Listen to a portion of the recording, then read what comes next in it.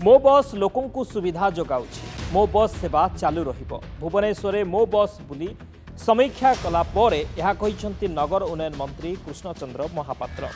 Bhubaneswar master canteen रू गाढ़कण bus depot को जाइथिले। बस रे टिकेट काटी यात्रा करिवा सह यात्री माने केमिति सुविधा पाउछंती आलोचना करथिले।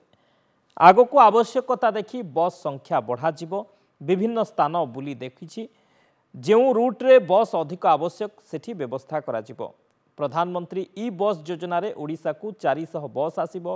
भुवनेश्वर कटक पाई 100 लेखाएं बस और अन्य स्थान को बाकी 200 बस दियाजिबो बोली मंत्री कहिसंती। तेबे राजधानी रे चालुथिबा मो बस रो नाम परिवर्तन होई आम बस होई पारे।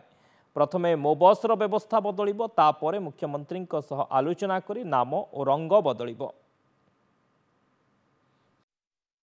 आउ किछि सब ठीक ठाक अच्छी केवल बस अवेलेबिलिटी आउ किछि प्रॉब्लम नहीं। बस यात्रा सुविधा होची आमे टाइम टू टाइम बहुत दूर बाट भी जाई परचु आउ हमको फेयर भी एते अधिका पड़ू नहीं जेमति कि बस रे फेयरटा होची ऑटो मानक फेयर ठार बहुत कम रहउची दूर बाट को भी बहुत भल रे सुविधा रे यात्रा करी होची। लोकन संग मिसिले लोकन संग यातायात कले आमे जानि परिबा ताको समस्या कोन अछि से माने कोन चाहुछंती।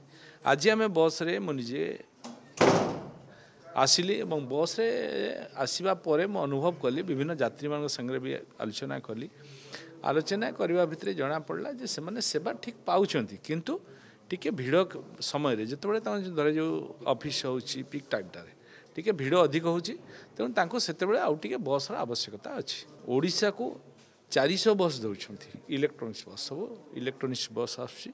भुवनेश्वर पाई आमे 100 बस रो व्यवस्था रखिछु कटक पाई मध्ये 100 बस व्यवस्था बाकी अन्य गुडा अन्य जो शहर रे अछि से शहर रे चालू।